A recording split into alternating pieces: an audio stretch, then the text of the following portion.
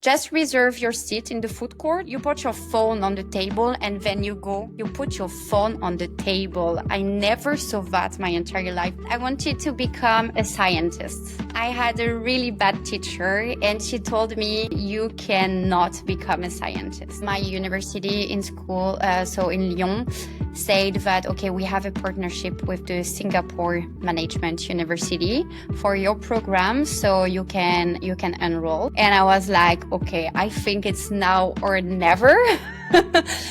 This is the one that I was waiting for. This is the big door that opened for me. Absolutely. Yeah. And I was like, Singapore, overconfidence, And I had this idea of like, if you are in the country and everyone around you is speaking the language, you will also catch up really easily and fast. So that's really funny because this is a coffee chain, Joe and the Juice, I think. And it was really at the corner of the apartment I was living. Every morning I was passing by, and sometimes, because that was also quite expensive and I was a student, so sometimes I was sitting there and that was really my moment. I was like, okay, now I'm living my best life with my super expensive smoothie. But this was also really a starting point for me because I was enjoying as well time by myself and like, I want this life.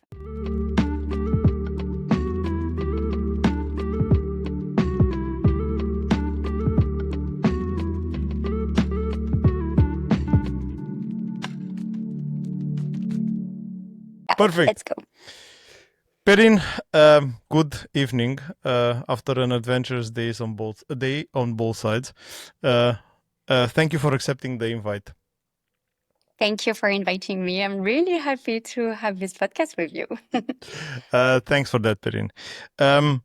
Today, I have in the podcast Perrine Webber, and funny enough, we live in the same country and actually not so far away from each other. And we found, let's say, I discovered Perrine via internet, via social media, and I saw her story, and I thought, okay, it's an amazing idea to share her story. And when we had the first discussion, because I think it's important to say, when we had the first discussion for the podcast, I realized that your experience is wider than I thought initially. Well, And we have... I think you knocked the right door for expats. Correct. That was jackpot for me. Perrine, I said Perrine a few times, so I think the name says a bit about your origin, but can you share more about your origin, please? Absolutely. Yeah, we have a hint with the name, and for the ones with the videos, you also have the hint with my outfits, but I come from France. But I mean, I am on a part of France, but it's not super French because I'm coming from Marseille. And in Marseille, so in the south, we are saying that we are way more Mediterranean than French. So yeah, I grew up by the sea. Okay, so it's actually an interesting part of France. Usually people are talking more about about Bretagne, about talking more about, of course, Côte d'Azur is also in the south. So I think that's also close by. But Marseille is also an interesting part of France. Can you tell us more about your childhood? Yeah, absolutely. So actually, I'm always saying I'm coming from Marseille, but I grew up in a little village in Provence. So 15 minutes, 20 from Marseille. Yeah, I know I'm pretty lucky. Yeah, I'm coming from like a really nice average family in France. So I grew up with my parents and my little sister. And we are super, super close. But I also grew up between two cultures because my dad has German roots. And that's why as well I have a really German family name. And my mom and my mom's family, they are coming more from Corsica and Italy. So I really grew up in between. So yeah, this is a bit funny as well that I also continued in the way of mixing cultures. But I would say really happy childhood by the sea. Everything was possible in the family. I could be and become whomever I wanted. And my parents were so super open-minded and always pushing me and my sister experiencing things and never worrying about what could happen, but just like doing our own experience. So pretty happy childhood, I have to say. So I have so many reasons to envy you. First of all, but growing up by the sea, yeah, I have no words for that. Um, but also the multiculturality in your family that brings only advantages. That's so nice. I mean, if you talk about Corsica in Italy, and then the German side and the French side, I think that makes it just amazing. Did they supported your creativity from the beginning, like, or did you, like? Of course, they supported it, but first you discovered it by your own, and they saw the potential in you, or how was that growing up? I think both. I think from the very beginning, I was a really Um, yeah, open-minded child. I would love to experience everything. I was going and speaking to everyone, and we have as well this story in the family that everyone is saying about me. When I was 2 years old, I was staying at my grandma, and we were just going out in the streets and so on in the village. And I was so two, and I was talking to like just the people that were in the street in my own language, so not even French but like my own language, and everyone was like, oh, your granddaughter is from England or from Germany. No, no, she's French. She's just really creative. So Okay, that says a lot. That says a lot, and it's amazing that they supported us, because that they supported, because that's not happening so often. Do you think it has to do with the growing up on the smalls, in a small village, or growing up close to the nature, that they made them so open to be supportive to everything that you are doing? yeah, absolutely. I think they really supported everything. We also experienced a lot of things together. So it was just like the family bubble that was really just experience. So I was really creative. I was curious. I was always asking a lot of questions, and I loved as well art. So drawing and painting and all of this, and I could as well do everything. So yeah, the fact as well that we're in south of France, I think it's influenced a bit because we were a lot outside, a lot in the nature Uh-huh. as well, and then by the sea. And during winter, I was lucky enough that we we're going in a mountain as well. So I was constantly experiencing everything. So this for sure boosted my creativity, my curiosity, and I could find influences everywhere. I see where your kindness is coming from. I really see. I see that the kindness is everywhere in your social media presence, but I see where the kindness is coming from. It's from the family. Yeah, absolutely. Um, so you grew up, and you had a creative, let's say, a creative way of living. Then you decided for studying.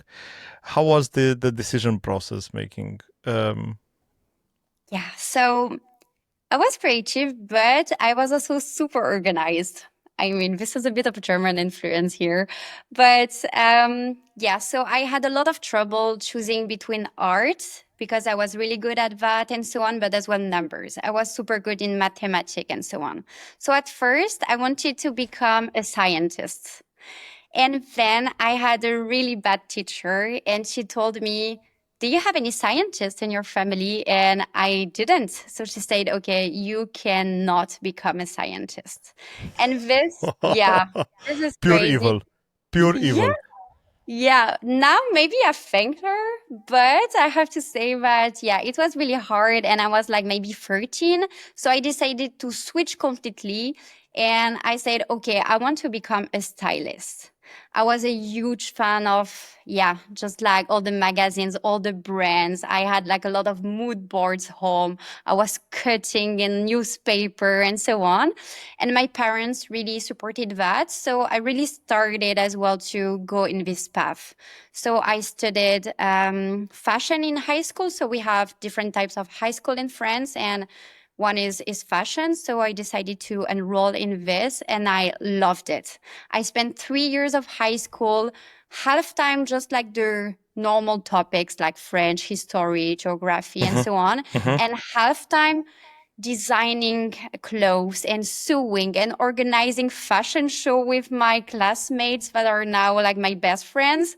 So it was amazing. I really had a great time. And again, my family here, they were super supportive and always wanted to see all my creations and coming to all the fashion shows we're organizing. So it was a lot of fun. That's I, I, you know, I feel sorry for every kid that didn't have that now. I really, I think everyone is envying you because that to have such a supportive family, it's amazing, and and to be able to do everything that you want them to do, that's amazing. Did you um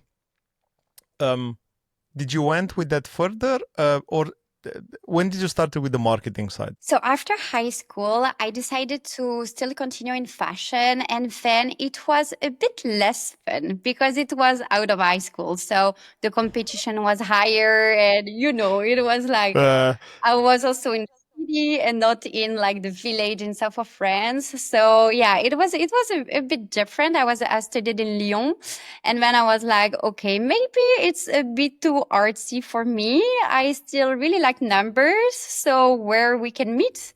And then I could switch again my studies, and I ended up in a business school. And here I really found the best balance between both because yeah, I had all the creativity I wanted to promote, basically, the clothes and so on, the campaign. I really had these eyes to organize shootings, so all the content and so on.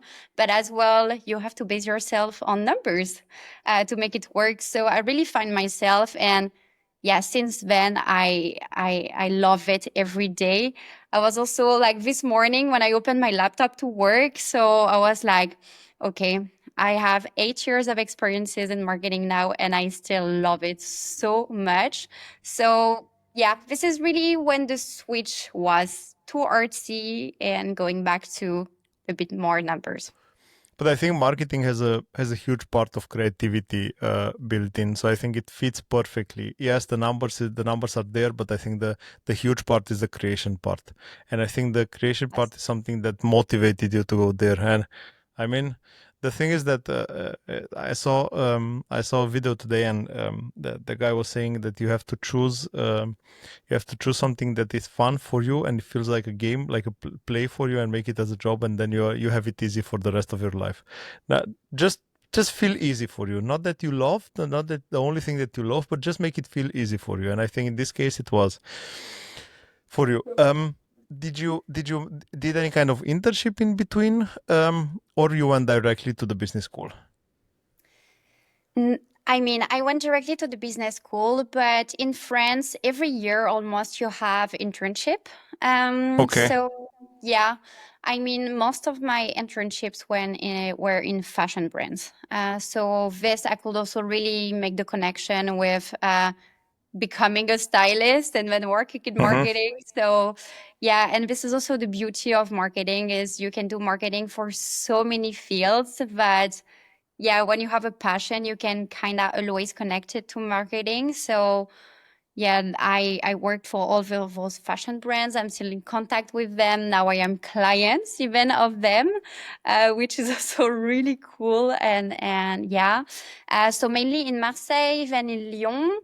And then I decided to have a dual system Mm-hmm. apprenticeship for my studies. So it was from bachelor degrees, so the third year, and then the master degrees. And I worked in a publicity agency. Okay, so perfect for marketing actually. I I I Absolutely. I have a intermediate question that just popped up in my head. You had the marketing part, you had the fashion part. Why not Milano? I know, I know. So the really funny thing is I think my entire life, everything was pointing out to Paris and not to Milano. Paris fashion weeks, all my favorite brands and so on. Mm-hmm. And the funniest. I never ended up to Paris because another opportunity always came across my Paris plan. But yeah, this is I don't know how it's even possible, but always I had the apartment, the contract even in Paris. I just had to sign, and then another opportunity arrived that was better somehow, and that wasn't in Paris. Okay, so there was the idea. The idea was there to go either to, I think, Paris as well, Milano as well. But I think you're right. I haven't seen that, but Paris is the same in being a fashion industry center as well as Milano. Yeah, but I think we are the sum of our choices of and our coincidences. And if you decided on Germany in this case, or let's see the further part of your story, but still, I don't see any kind of fashion industry in Germany except, I don't know, Hugo Boss or whatever we have close to Stuttgart. Absolutely, absolutely. I'm bringing the fashion in the city. Yeah, yeah, exactly. Um, what was the moment, or was there a moment during your studies when you thought, I will not be in France, only in France for the rest of my life? I think it started even really earlier. When I started being really into fashion, I had all my eyes abroad. So I was following Fashion Week. I think New York City was really something. I was like, okay, of course, I want to live in New York City. I want to live in Devil's Wear Prada movies. And really, I was passionate about it. Sex and the City. Sex and the City, right? Absolutely. Sex and the City, 100%. I think I know all the episodes and so on. So, yeah, definitely. I think I was really seeing myself abroad. You know, as well, when I was a teenager, I was a bit the troublemaker. So I was, even though that was a really happy childhood, and now that I am a bit grown up, I know how lucky I was. But I was always saying to my parents, yeah, well, living in a village, nothing is happening. I want to live in a big city. When I will be older, I will leave and I will live in a big city. So, yeah. And so it really started, but the reality is I wasn't speaking English. And I was also like, how people are having the opportunity to move abroad. Like, what are the solutions for me? I don't have any contact abroad. I don't know like how to approach even like a university abroad. I didn't know, and around me, my friends and so on, nobody was doing that as well. So I really had to create the opportunity, but as well, then at some point, it just arrived. And that was the beginning of everything. And the opportunity arrived after my bachelor degree when my university in school, so in Lyon, said that, okay, we have a partnership with the Singapore Management University for your program. So you can enroll. And I was like, okay, I think it's now or never. This is the one that I was waiting for. This is the big door that opened for me. Absolutely. Yeah. And I was like, Singapore, never heard of it, kinda, because it wasn't like in my list of fashion cities, kinda. So, yeah. And I was like, okay, let's go. And again, I think here my family played like a really big role because I remember that I called my mom and I said, yeah, okay, I have the opportunity to go and study to Singapore. She said, oh, super nice. Like, not worried at all. Like, if it's completely normal, you know? Yeah, How? yeah. How? Absolutely. Absolutely. Yeah. So I just made the decision. And again, I think I am a really lucky person. And I'm also, yeah, I also try to have this luck. But I spoke with my company because I was in apprenticeship. And I said, okay, I would like still continue working for you, but I have the opportunity to go to Singapore. And they agreed. So I was still working for them. So I still had my Yeah, half time I was working, half time I was at the university. So I still had my student salary, but I was on the other side of the world. So Hmm. yeah, it was really the perfect combo for me. And in 2015, I flew to Singapore. But you were in search, so you were searching more like a, let's say, like a life adventure, right? You are not necessarily in this in searching for another university to study at. You are saying, okay, I want to see how the world is outside France. Yeah, absolutely. I think I was really into I want to be an expat because it sounds cool. You are speaking over languages. You are experiencing completely other things, and then you are coming back to your homes or to your family, and you explain all those crazy things. So this was really amazing. I was always a bit envious when people were saying, "Yeah, I'm living abroad. I'm living here, living there." I was like, "Wow, how?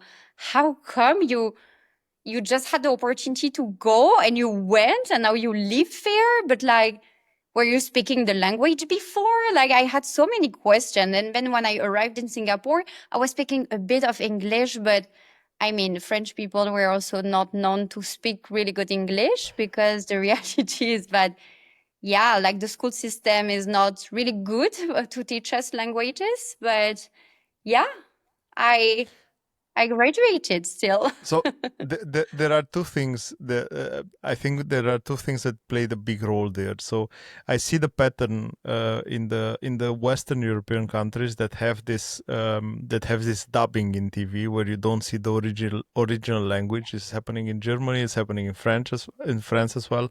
It's happening in Italy. It's happening in Spain. So you really have to study English because my advantage coming from Romania was that I saw it in TV and I know how it's spoken, and even though I just had to watch it long enough as a kid, and it was easy to get to understand how the words are working, how the flow is, and so on, and that's a huge role.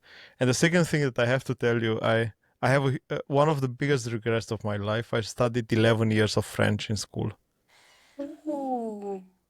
and I hate it to admit that the only sentence that I have in my head is Qu'est-ce que vous avez préparé pour aujourd'hui?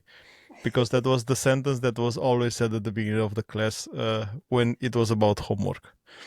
And And I feel so sorry. You have no idea. I feel so sorry because I know now as a grown up that it would have opened another world for me that English couldn't. And I think that's it's quite sad. It's quite sad for me when I realize it. Um, I was in Strasbourg because we are close to Strasbourg, and I was in Strasbourg there, and I was talking to my wife, and I said, I think I'm able to I think I'm able to speak with the people. I'm pretty sure. And then I realized they don't speak like my French teacher in school, and they speak really fast. And then I said, okay, just leave it. It's okay. Let's not pretend. It's okay. I can speak German in Strasbourg. It's okay. I was about to say maybe you are better to speak German. Yeah, but I mean, I am really happy to be French because learning French, I think it's the equivalent of learning German for me. It's like really, really hard. Absolutely. I for people who don't know, the accent game that we have in German, it's the same in French. I would say most probably not 100%, but it's the same game with le la. It's so hard. I still have it. I still have it. Um, how did you? I want to ask you. Did you took any English classes before flying to Singapore? No, I just had my English classes at the university, but I didn't take anything extra. I think I was a bit in denial. I was like, I think I can manage. It's like me in Strasbourg. Of course, I can talk to people. Of course. Overconfidence, you know. Yeah, I know. So no, I didn't do anything extra. I just arrived. I was like, yeah, and I had this idea of like, if you are in the country and everyone around you is speaking the language, you will also catch up really easily and fast.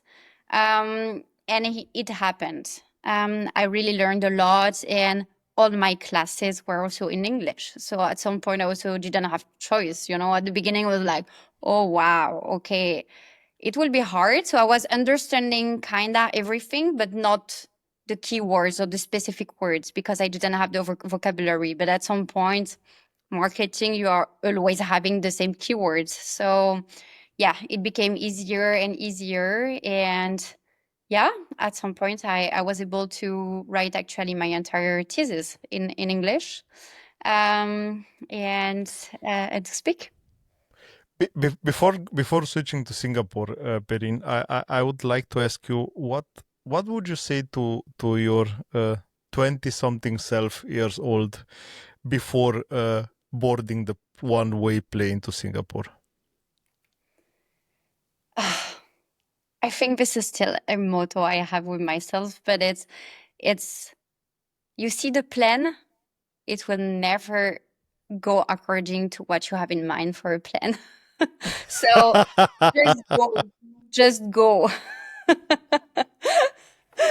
And not in a bad way, but it's just like, yeah, I had like this, yeah, I will do this, I will do that. And I did all the rest, which is amazing, but I did all the rest.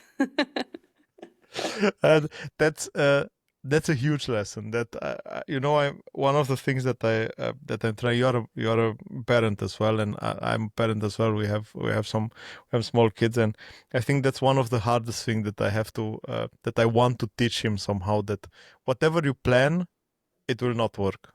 Yeah. Just go, just really go. That's Just the worst thing that ever happened that could happen is to fail, and then you come back, and that's it. yeah, and it's fine. Exactly, exactly, exactly. Absolutely. Um, Pehin, tell me something about your first 24 hours in Singapore. Oh, it was really warm and not the same warmness that it was in Marseille. It was, yeah, it was really really hard at first. I was like, okay, it's an entire new world. Um, I also didn't do a lot of research about Singapore before moving, and I realized, yeah, quite quickly that is really, really safe. And coming from Marseille, that wasn't something I was experiencing a lot. So yeah, super, super safe and super warm, and not no French food at all. Yeah, Surprisingly, that's yeah, weird. absolutely. But isn't it? I want to come back to what you said. Was it the difference in safety so big between Marseille and Singapore? Yeah, Oh, absolutely. And I think this is a topic that will follow me my entire life now, like from the day I moved to Singapore, because it was like, oh, okay, this is really different in Marseille and in France overall. And since I left, it didn't get better, unfortunately. But yes, you have a lot of pickpockets and so on. So it's not everywhere. It's not something crazy, but still, like I also grew up with you're taking the U-Bahn or the metro, you put your phone in the pocket or in the bag, you close your bag, or you you need to be a bit careful as a woman as well. You don't go alone at night. Yeah, because that's not so safe. Like I'm used to when I am in like still now in Paris or in Marseille and I am taking a Uber by myself, I'm always sending my location or I am in the phone with my boyfriend or my friends because still this is something. So yeah, I really grew up with that. So again, luckily nothing happened to me, but I was careful as well, and I'm still. And when I moved to Singapore and nothing is happening, like the first thing I did is I arrived in this French family where I stayed during my entire expatriation in Singapore. And we went in a food court. And to just reserve your seat in the food court, so thousands of tables, thousands of people, and so on, you put your phone on the table and then you go and you grab food. You put your phone on the table. I never saw that my entire life. People, they were even putting their credit card on the table. Okay, coming from Romania, I can confirm that. It's like, where am I? Does this place even exist? So But this is interesting because I always thought that pickpocketing, I always thought this unsafety is something connected with the big cities. And big cities, I don't mean big cities only in Europe. I mean with big cities all around the world. Because if you talk about, I don't know, Marseille, if we talk about Paris, I think Paris is also a special case. It's such a huge touristic hub, and I think it's hard not to have pickpockets, not to have people taking advantage of the tourists. But that you have that in Marseille as a Marseillan. How do you call a person coming from Marseille? Marseillaise. It's really, I wanted to say Marseillaise, but I was sure it's wrong because that's the name of the national anthem, right? It's La Marseillaise. Absolutely. Okay, then. Okay, I haven't thought that you'll have it as a Marseillaise because I always thought, okay, that's something which is an something affecting the tourists. But first of all, that you have it as a local in Marseille, and second of all, that you don't have it as a tourist in Singapore, because of course you are there in Singapore, but you are still a tourist because you are for a certain time there, right? Yeah, absolutely. Yeah, I stayed 1 year in Singapore. So yeah, I was quite on point with the city after 1 year. I think like so first to mention, Marseille is the second biggest city in France. In terms of inhabitants and how big it is. So this is the first thing. And Marseille is also a city that built around the port. So it was really like an open door to France. So you have like a lot of people coming from different culture and so on. So it's not even targeting the tourists and so on, because until 2015 or 2013, when Marseille was culture capital, European culture capital, it wasn't that touristic, have to say. So it was more because you have such different culture and lifestyle and so on, that the norms are also completely different in the city. And you constantly have people just like passing through Marseille because arriving by boat and then continuing their way somewhere else. So this is also what makes Marseille Marseille. So this is different thing. In Singapore, what really is the difference? That's their laws. When I arrived, I mean, you were stealing something, the sanctions were over top compared to a country as France. Like stealing something was really like crazy. You were like ending up in jail, or you had like I think like beating sentences or this kind of thing. So it was super, super intense. So of course I can imagine that you think twice before doing something like that. So this is also really the difference. So I think the big lessons that we all can learn from this. I said this story before, but initially when I came into Germany, coming from Romania, the speed limit was more optional than mandatory, and I paid a lot of blitzer, because you know what I mean. I paid a lot of fees in the first month, in the first month and a half, and then I learned that you have to respect the speed limits, and that's the only way in which someone can civilize us. I'm saying that also from my perspective. And of course, beating, whip beating and so on, we talk about different level for sure. But having a really tough punishment for stealing, that's the first thing that a country like, I don't know, a place where you have these problems should set up, because then you don't have them anymore. Like you don't have the interest anymore. Yeah. Yeah. Um, Perrine, I have a question before we move on to Singapore. I promise the last one connected to Marseille. Marseille has fascinated me as a place. I've never been to Marseille, um, but has fascinated me because of the port. There is a TV series in Romania which I saw during communist time where they were talking about Marseille because there was the adventure of a sailing ship traveling through the whole world. And Marseille was also a place where they stopped a lot. But what's the nicest thing to see in Marseille? I think the mix of culture. I think this is amazing. You have people from mainly all over Mediterranean in Marseille. They're just like all living in the same building or in the same streets. And finally, what really unites like all of us community is food, is partying, is family celebrations. And this is amazing. Like during Ramadan, for example, and still now, my grandma is still living in Marseille. During Ramadan, all the neighbors are bringing her like a lot of little cookies or the rest of the couscous and so on that are cooking at night. And my family is not Muslim at all, but it's just we are sharing, we're all living the things together. And I think this is something I am so lucky that I also grew up surrounded by this because it also settled for me the base of like having like another culture, another language, and so on is so normal. And this is such a strength. So the difference is for me a more strength because, yeah, it's possible to live all together. So why Yeah, not?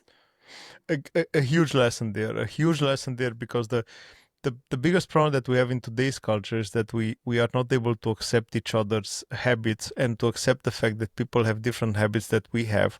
And I think this is what you said, like people sharing everything, having fun together, respecting each other's habits, respecting each other's religion, respecting each other's traditions. I think that's you can learn a lot from that, and you have the happiness of life there. Like really, you can live in a good concert with all your neighbors, and that makes it amazing. Marseille is on my list. I as I said, I want to go there one day, and of course, if you're in Marseille, everybody's saying that you should go to Saint Tropez because it's not so far away. Um, but yeah, I mean, I will sell Marseille to you a bit more, but you have a direct train because you have the line Frankfurt Marseille with the TGV and Deutsche Bahn direct. really, okay, that's a good point. Yeah. That's a good point. I For everyone watching, there is the one of the craziest thing that I discovered in Germany. You can go from Stuttgart to Paris. I think in 2.5 hours with the Yeah. TGV and with the Deutsche Bahn. You go to to Strasbourg, and from Strasbourg, I think there are 400 kilometers, and you need 1 hour. That's fascinating for me. It's still fascinating. Absolutely. Yeah. I'm taking this line quite often actually, and that's most of the time that's direct. Stuttgart, Paris, and door Mhm. to door, Oberhof to Oberhof, 3 hours. That's amazing. For everyone not knowing, we talk about around about 500, 550, 600 kilometers, if I know Yeah. it right, roughly. Okay. Um, to go back to Singapore, France is fascinating, Perrine. France is fascinating. I love the culture. I love the places. That's why I want to dig so much into the culture because I just love it. I'm sorry for going so much in the France part. um, Perrine, you said about you mentioned slightly something about food in Singapore. What that was that a big cultural shock? Yeah, a bit, a bit. Because I didn't know what to take. I had no clue. I had really no clue. I was really French, and when I arrived, I was like, "Oh, okay, interesting." So luckily, I am not really complicated, but it took a bit of time to adjust. At the beginning, I was eating only fried rice, And then I became a bit more adventurous. So yeah, but as a French person, this is the funny thing, and I experienced that in all my expatriations after that again, and speaking with all the French people around the world. But at some point, and usually that's after 2 weeks, 1 month, you start feeling that you need a saucisson and cheese. This is like really the two things that you are like, I miss it a bit. So yeah, Not you not start bread, not bread. as well baguette, of course, but it also depends the country, because yeah, I mean, in Germany I'm not complaining about the bread too much, you know what I mean? So I think it depends, but really saucisson and cheese is super cliche, but we are looking for that. I And want in to ask you because Singapore, cheese fully with you. I go to whenever I go to Strasbourg, I buy two things: cheese and wine. Uh, yeah, be- okay, that was funny. That was celebration. because of my camera. I said cheese and wine. Yeah. Um, so I'm buying cheese and wine. But I have to ask you, what do you mean by saucisson? Saucisson is kind of a dry sausage. Okay, But you just cut, and we're eating that with a bit of butter and the baguette. I have Yeah. to try that. I think I have never tried that. No? No, that sounds Yeah. interesting. Yeah. Yeah, that's really the French starter pack, basically. You have baguette, red wine, and cheese. I had the episode that goes. Everyone will realize when we film this, but in the episode that goes live this week, I had someone from US living in France at the moment. I think in Bordeaux. They are in Bordeaux, and we talked about bread a lot because an American guy, when they discovered the European bread, it's like they discovered Jesus for the second time on earth. Um, and it is so. And the funny thing that Adrienne said was, she said, yeah, you can have only an amount of cuts on your mouth because of the end of the baguette, because Yeah. it's amazing to eat it, but the way in which it's destroying your mouth, it's unbelievable, and you still do it again. Yeah. Absolutely.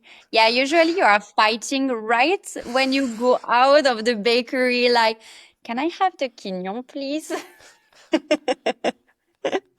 Crazy, nice memories. I have to say the French, but we have to say the bread in Germany is also not far away. That's why I think in Germany you are not missing the bread at all, right?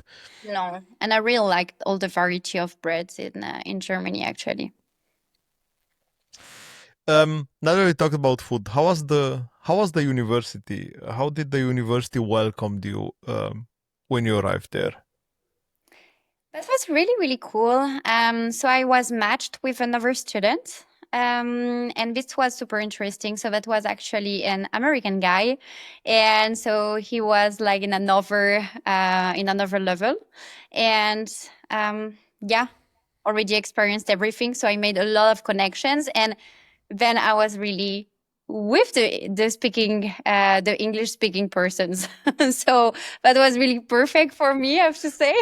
Because you were fluent in English, that's why. Absolutely, yeah, absolutely. This is the funny thing, is because I was barely understanding at the beginning, but I was so confident, and I looked like I was understanding everything. And so that's cool, but that's also, yeah, well, I you I assume do that remember I do remember a TED talk where the lady was saying, "Fake it until you believe it," and that is yeah, exactly this. I'm sorry for that's my interrupting you. motto as well, I think. Yeah, so yeah, really, we had like a lot of events in the university as well. So especially at the beginning of the year, you have like a lot of different clubs, and you can really attend like even the tour, or just like in some different topics and so on. Naturally, I also made a lot of connections with French people. And I also discovered that I loved my country so much, and I really wanted to be the ambassador of my country, that naturally I also decided to volunteer at the French embassy. Okay. Um, so, and this was also really, really cool. And especially because then in 2017, we had the presidential elections, and then I also volunteered for the elections at the embassy.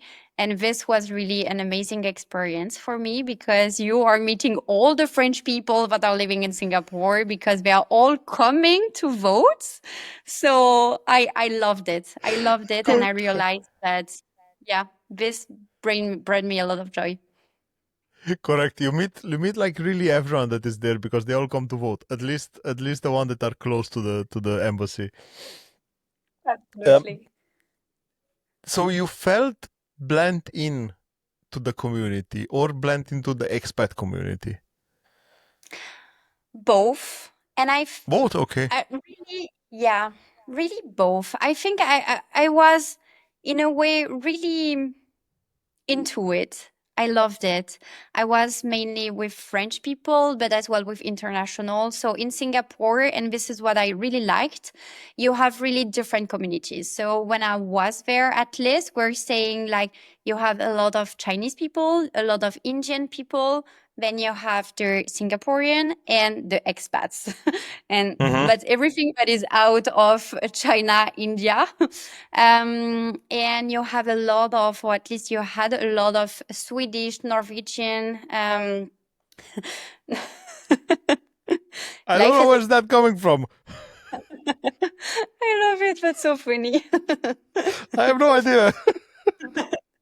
I think you have some different signs, but they're like starting with Uh, animations.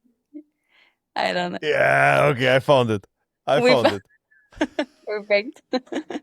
Sorry. No, no, no, no worries. So yeah, you had a lot of Swedish, Norwegian, because I think you had as well a lot of companies from those countries. So they Mm-hmm. were sending like a lot of expats as well. And I was living in, so with a French family. And we were living in an island in the south of Singapore. So that Mm-hmm. was really amazing. I think this is probably the first and last time I will have that. But they had such an amazing apartment, front sea, and so on, with the Mm-hmm. elevator that arrives in the apartment. Movie dream like. 100%. Like goal, goal, goal. And yeah, so they were French and they were expats for 30 years, 40 years at this point, something like that. And basically, when they explained to me, yeah, their journey and so on, it was really, really inspiring. And this is also the type of connection I was a bit looking for. So I, they started in France and they directly moved to Montreal for a job opportunity. And then he did his entire career in the same company. And then they followed as well the company in the US and then came back to Paris and then to Singapore. So they had as well this little hint about North America. And they were really, really inspiring. And with them, I also discovered that being an expat as a French people, it's super cool if you want to make international connections and so on. But that's also nice to have some French people around you Mm-hmm. because when you're homesick or for really different type of celebrations, having people that are coming from the same background or from the same Mm-hmm. culture Correct. can really help a lot. And I think that's the one of the best advice they gave me as well. But that's interesting. So you said 30, 40 years being expats in different countries, then not only in Singapore, right?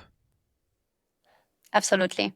Yeah. That must have North been a really America. amazing, amazing life experience because the amount of culture mix that you have in your life, it's amazing. And you take all the good things from everyone. This is a Absolutely. fascinating story. Absolutely. I see Yeah. where you get your interest to go then still abroad. Yeah. Yeah. Um, you you are lucky, of course, with the French family because I think that's a huge benefit. That's a huge benefit to be able to every once in a while speak your mother's language because it's a critical point for everyone that is an expat, and I think that is something that everyone would understand. Um, but how did Or what did Singapore teach you about marketing from a global perspective? To go back to university now. I think I really underestimated Singapore before moving there because I was like, okay, I'm just going to Asia and so on. And then I arrived at the university. I know, such a beginner mindset, but when I arrived at It's the normal. university, yeah, absolutely. When I arrived at the university, my teachers, they were like from Harvard or from like really big university in the world, or marketing director in super big companies like fashion companies as well, and so on. And I was like, okay, this is like game changer. And then so I really learned a lot, and I also had have the feeling that I learned from the best at this time. Really, like the education, like the level of education, the quality of the education at the Singapore Management University was game changer, and as well elevated 100% my career, my mindset, and my skills in marketing. My final project as well, and this is really in my study there, was to create an app. So I decided to go with a fashion app, and actually, yeah, more into the early stage of influencer marketing. If I'm checking my thesis in 2017 and my job now in influencer marketing, changed a lot. Ah, nice. Okay. But yeah, and so I had as well a lot of teacher I could ask some questions, and especially in the tech. And I discovered as well that Singapore is a really huge tech hub. Hmm. So this was interesting with a lot of startups. That was also the early stage of robot. We were talking about robots that are like in the events and so on, with really a shape of a robot. And I visited some factories and startups that were making them, and I was like, okay, but like this exists. I never saw that my entire life in France, and this exists here. And I it really opened a whole new world professionally to me. And at some point, I also saw myself maybe finding a job there. I was like, okay, maybe that could be actually a good place to live and study, because they are so in the future. Hmm. But this about Technic, about IT Hub, Technic Hub, I knew it already. I remember that I was it was the early, let's say, the early stages of the YouTube as we know it today, back then, and I was still discovering different kind of fairs from Singapore and from Asia, and like you said, I had the feeling that they were living in the future. That was the feeling. But I didn't know that the university was so good. That's something that really surprised me. Um, are they known as being such a? I'm asking a stupid question most probably, but are they known in the world to be such a good university? Yeah, absolutely. I think Singapore's schools and university are always among like the top 20 or Yeah, 30 okay. in the world. Yeah, the education level is really, really high. Uh, Okay, that's always interesting because, again, you said at the beginning you went. Yeah, I'm going to Asia. Let's see what we find, and that's it. Because we have prejudice. We always have prejudice, and I think the cure to prejudice is traveling. And I think as much as you see, you have less and less prejudice about anything because you give everything a chance. Everything that you go to see, you give it a chance. And I think that's the most important thing. Did your style change while living there? well, I definitely gave up winter clothes there. uh, yeah, I think I really found myself. I was really confident because I was also happy. Everything, I was discovering everything. I was also traveling a lot around Singapore because Bali is 1 hour flight. Bangkok is 1 hour flight. And yeah, so that's the reality. So you can just go for a weekend. And this was also wow. Like, how come? How lucky am I? So I really also experienced all of this. So yeah, I also brought a lot of different items that I was buying when I was traveling. So I still have a hat that I bought in Malaysia, for example, or a dress that I bought in Thailand.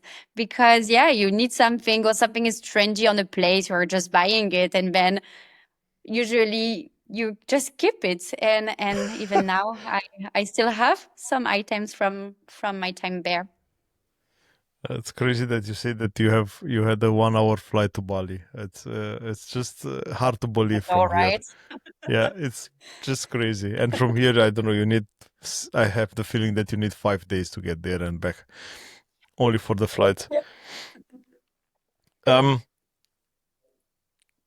so the school was nice. The school helped you a lot. I think your style, like you said, was really influenced.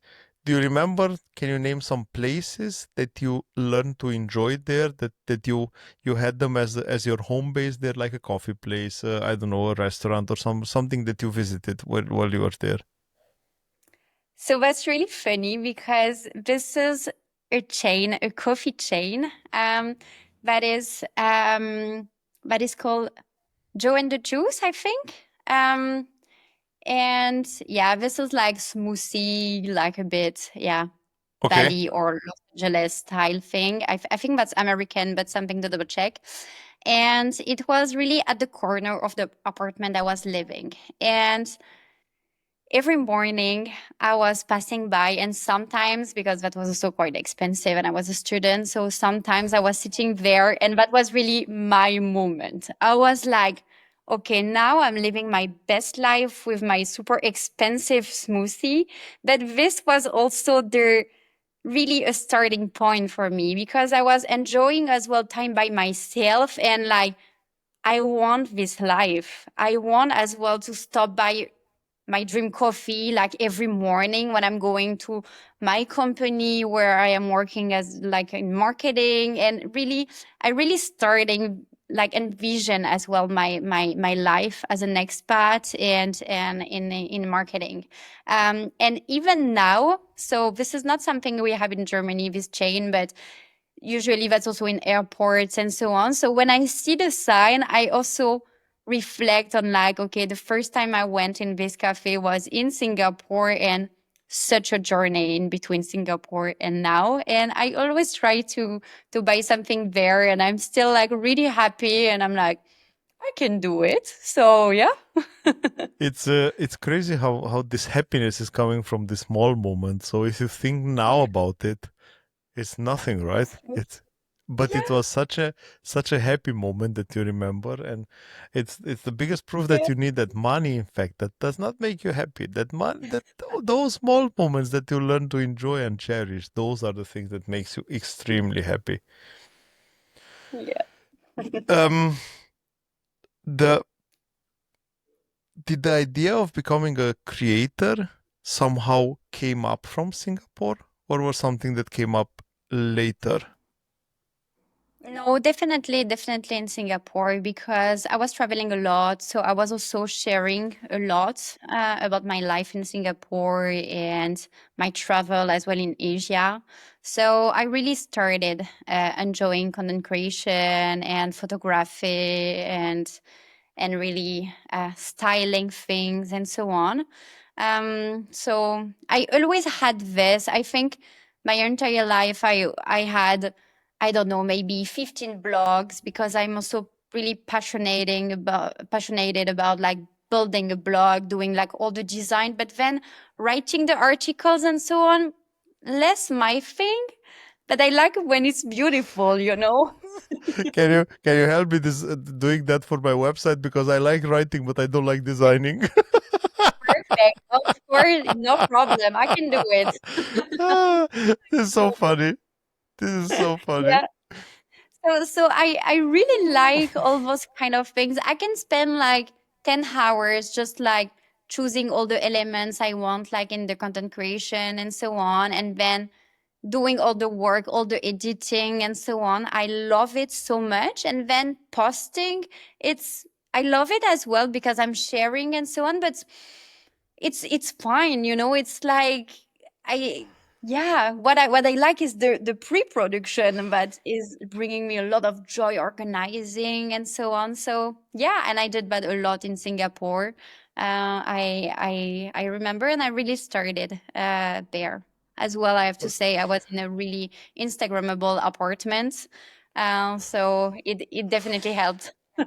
Yeah, we have to be honest. You had a demo life there, like like when the first variant of the game is coming out with all the good benefits. Like you had a nice apartment, you had a nice school, you had the school time. Of course, money was not the best because it was student time, but still you had a really nice demo life. Let's say it like this.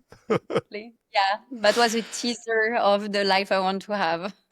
Absolutely. And I think at the end, it helps you to know what you want. It helps you to decide what you want and what's the direction that you want to get towards. Absolutely. Um, do you remember your last day in Singapore? I remember I remember me taking a taxi to go to the airport, definitely, and say goodbye to Singapore. Um, I don't really remember how I felt, but what I remember though is that I had a really, really big luggage because I also learned this day that it's really hard for me to give up on things. So this I remember, and that's the reason why I took a taxi this day because I couldn't take the public transport because I had too much. And yeah, this was just the beginning.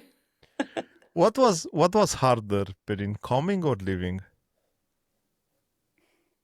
I think that's living. That was living because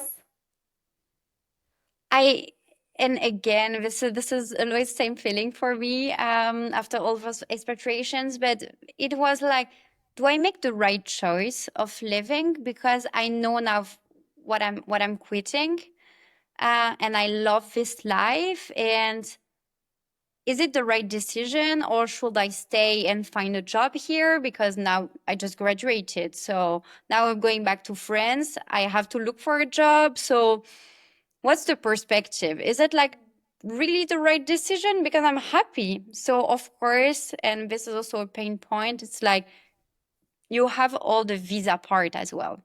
That is a bit making the Hmm. decision for you. So, I anyway couldn't stay because I didn't have the visa.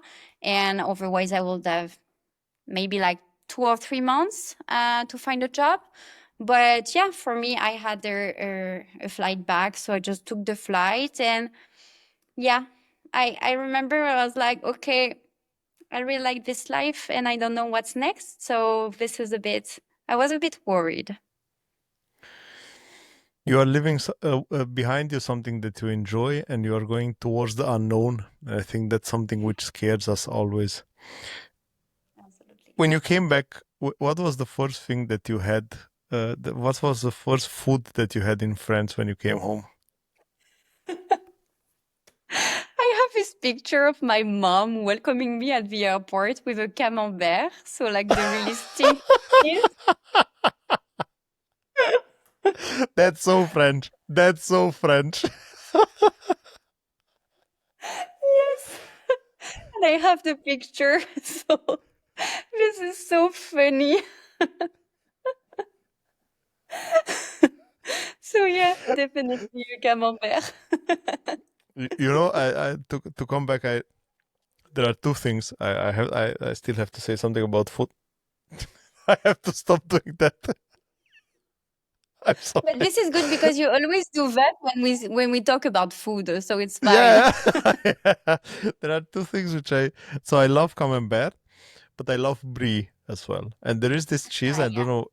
I don't know if you know it, but there is this cheese which has a strange shape, which is called Caprice de Dieu. Do you know Oui, it? of course. Yeah. Yeah. This is Alors, I know it, and I know it really well because that's the favorite cheese of one of my best friends. So, Oh my God. I bought the small version from Germany a lot, and when I was to Strasbourg, I realized that there is a big version from the same cheese. I was so happy. Yeah, absolutely. um, Love it. Perrine, you arrived back in France, in Marseille, and you thought, okay, now what? Now what's next? Exactly.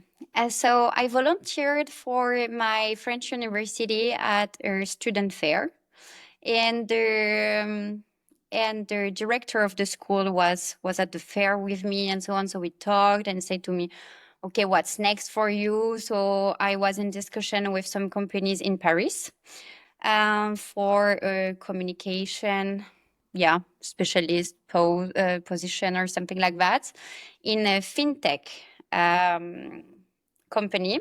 So really cool. So not fashion, so not those kind of industry, really tech, but quite cool. So I had the contract with me, and when I was speaking with the director of the school, he said to me, "Don't go there. I have an opportunity for you." And and he said to me, "Okay, I will send you a job offer that the cosmetic brand Bioderma, they're looking for yeah, a communication social media person, but it's in Montreal in Canada. So check, apply if you want, and if you don't want the position, you also tell me so I can also send it to other students and so on."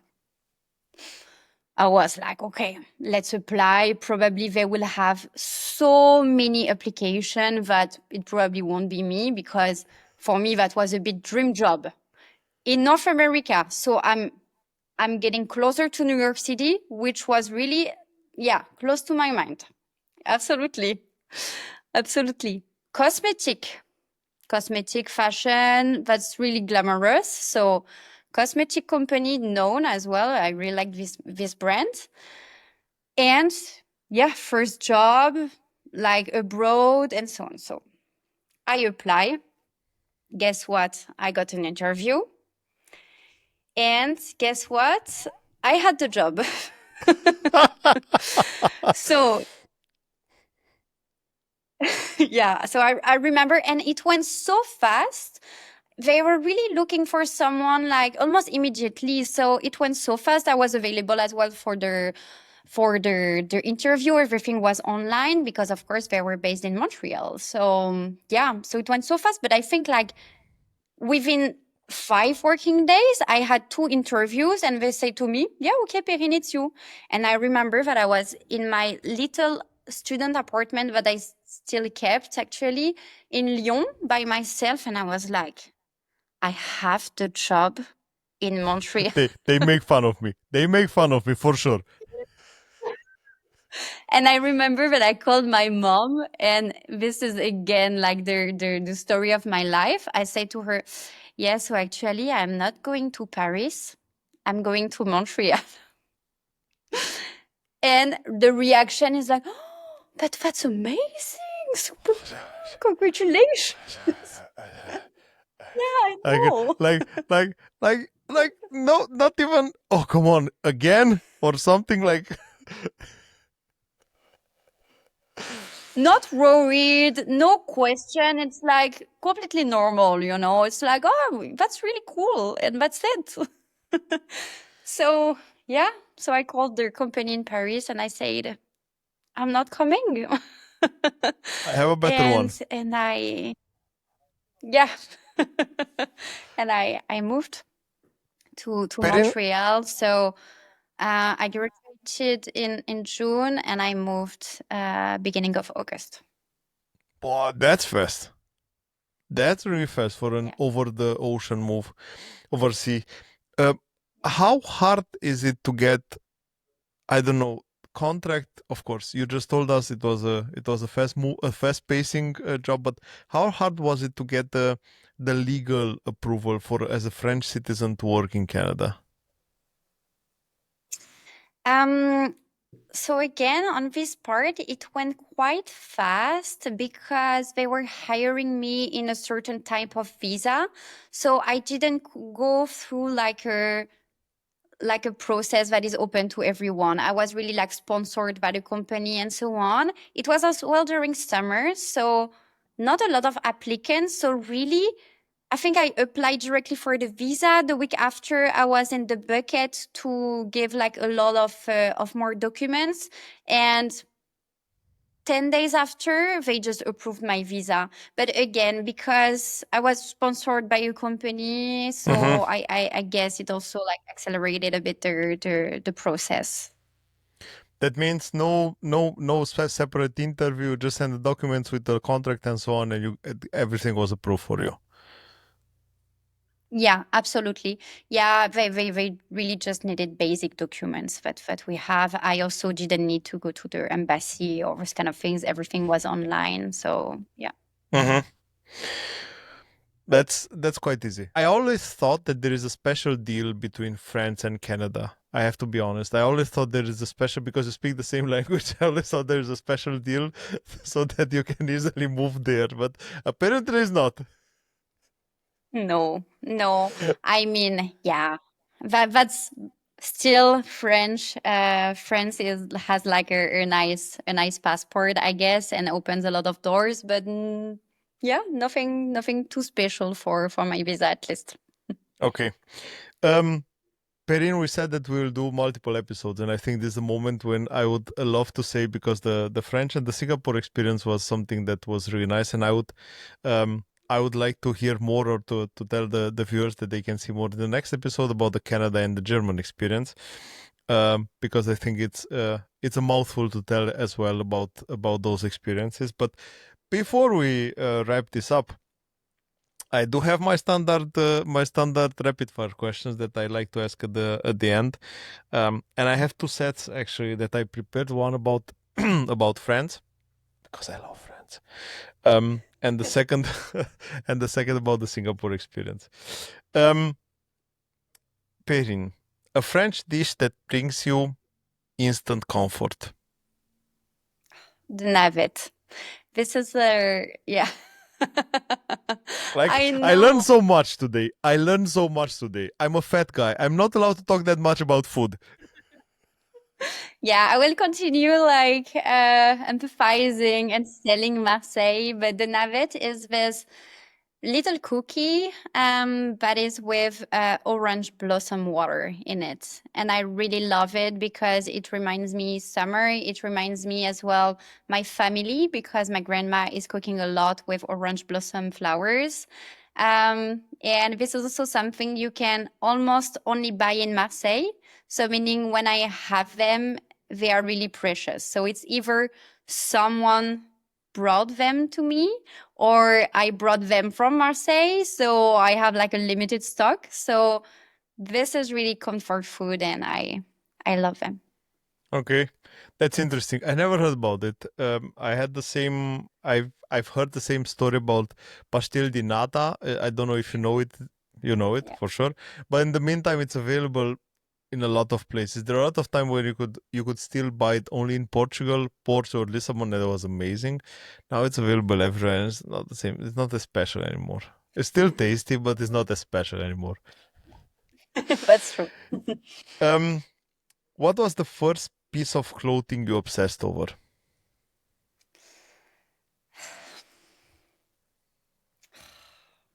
This is a really hard question. I think I was really into Repeto. So that's this dance ballet brand, and they had those flats, and I was really obsessed about them. Super expensive though. And I was like cutting in all the magazines, all their advertisement because I love them so much. And I acquired my first pair of ballerina from Repeto now 5 years ago, and that was a huge achievement for me. And I still have them, and now I own a bit more shoes from these brands, but really has like a special place in my heart. It's so nice when you manage to bring Yes. this piece from childhood. I have a different level. I'm a boy, first of all, and second, I was never the best in fashion, but I have Air Jordan, which I brought with me since I was a child because I was watching NBA since then, and I saw the brand of Jordan, and I was in high school, first time when I bought like a hoodie from a colleague of mine. It was not even new. I bought it from a colleague of mine, and I hold it. I don't know. I was for the next 15 years. It was a disaster because, of course, he wore it. I don't know how many years, and then me 15. But I still hold it because it was a precious piece of clothing. But I know what you mean. Um, Paris or Provence? Provence, 100%. I I have the sun in my heart forever, I think. And even though Paris, I also really love the city and it means a lot to me. I am a South girl. Provence, it's something that I think everyone is dreaming about. I have to be honest. I think the whole world, it's an area that everyone knows it. And when you manage to grow up there, I think there's something you cannot get out of your heart. One thing that the world is misunderstanding about the French culture. Ooh, this is really interesting. I think a lot of people are saying that somehow we are a bit close or we have a bit of an attitude or something like that because and mainly from experiences they have in Paris of people are not speaking English, are a bit in the rush or like yeah. And I think this is not true. And now that I experienced the word, I have to say that this is not an attitude, and you can always just sit at a table with French people. You just need to sit and go. And yeah, something that you have to take into consideration arrive with cheese or bread or wine, and no worries, no attitude anymore. Everyone is. That's a good one. That's really a good one. That's a good one. I have to say the thing is that people are having prejudice always because they are always thinking about the cultural hotspots, not the tourist hotspots, sorry. And due to that thing, of course those people are not in the mood of you anymore. They have 10,000 persons like you every day. Of course they are not friendly anymore. Of course they have seen 10,000 of your jokes in the last 2 hours. No, don't do it. Just go on. Just but that's why I think it's always a pattern for for every possible tourist spot for sure. Absolutely. Favorite food discovery in Singapore?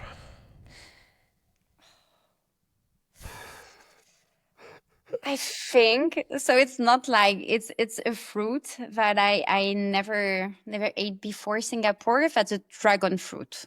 I really Hmm. discovered it there, and I love it. And in Europe, when we find one, usually that's white, and in Singapore, that was the pink one. And yeah, I really loved everything about this fruit. So, and for forever, it will be as well a Singapore discovery. I think every fruit that you eat close to the tree where it grown up, grown on, I think it tastes different than the taste that we have on the same fruit here in Europe. Yeah, for sure. All the exotic fruits, I mean, absolutely, absolutely. I had someone in one of the first episodes and we discussed about mango. And she said, because her husband was from India, and said, "You have no idea how Indian mango tastes like." And I said, "Of course, yes." So it's nothing that you can imagine. And I'm No. pretty sure it's the same. It's the same with every exotic fruit. And Yeah. yeah. Um, what surprised you the most about the Singaporean culture? Definitely the safety. I think that's really the major point Mm. about like everything was safe, so they could really like experience the city on another way. I also learned a lot about like the the story of Singapore. It's like a super recent city, basically. I think when I was there, they were celebrating their 55th anniversary. So like the independence of Singapore out of Malaysia. Mm-hmm. And when they built up the country, they could decide everything. And that's why also they choose English as a first language, but Mm-hmm. because they were already in the modern world. And this was also super interesting for me. And it also means a lot on like the choices they did. And then everything I was saying before about like the fact that they are a tech hub, that they have like really those type of communities, so Chinese, Indians, the Singaporeans, and then the expats. So really all this means a lot. So I think I really like their strong foundation they had, and it makes sense to like everything else that was in the country. So yeah, good learnings for me, and I never experienced another city like that after. How would you describe the university in one word? Futuristic. Yeah, I I I learned something that it wasn't even at the program in my French university at all. Like everything about like tech or some new business models. Or I remember like this one of my teacher, and he was developing an app that wasn't existing before, and it was like an app where wherever you were in the world you could see like the prayer times for Muslim, because Mm-hmm. Singapore is really close to Indonesia, and Indonesia has, or at least had, the biggest Muslim Has. Mm-hmm. community. So yeah, and this was really for me interesting because it was created like at this time by him, and I had no clue of all this. And then yeah, I was still in contact with him after university and so on. He sold his company, so the app, because, and I think like in Indonesia for 4 years or 5 years, it was the most downloading app in the country. So Crazy. crazy. So for me, it was like, wow, they are really living in the future. So Real. If someone would ask you where should they study, if they would have the option to study in Sorbonne, choose any university in France, and and SMU, what would you advise them? I don't know. I think I will always recommend the Singapore Management University because I had a really, really great experience. But I think it always change depending on your mindset and what you want to do, basically. Because I could have also not attend those courses. I could have also like just go on some or not go at Mm-hmm. all and still graduate and so on. So I think it really depends how volunteer you are to learn. I was always doing the extra mile. So like you're the teacher, okay, I will come and ask you questions, and please like invite me as well in your company to spend one day with you. I was really like asking for that because Mm-hmm. I wanted it. So this also really made the difference, but probably I would have done the same in La Sorbonne. So, like, because you want and so on. So, I think it really depends. My best friend studied in La Sorbonne, and he had an amazing experience as well. Like the quality of his education was also really good. So, I will always recommend because I had a great experience, but I still think it really depends the mindset. It depends a lot on you, and for sure, what also makes a huge difference is the topic that you are studying, because I'm pretty sure that there are a lot of topics which are good in SMU, and there are a lot of topics which are good in Sorbonne as well. So I think it was a far-fetched question, I know, but wanted to understand how good was the experience in SMU. Um, Really good. Perrine, I enjoyed a lot this conversation. I have to be honest. I'm looking forward for part two. Um, and it was a pleasure to get to know you and to get to know the first part of your story.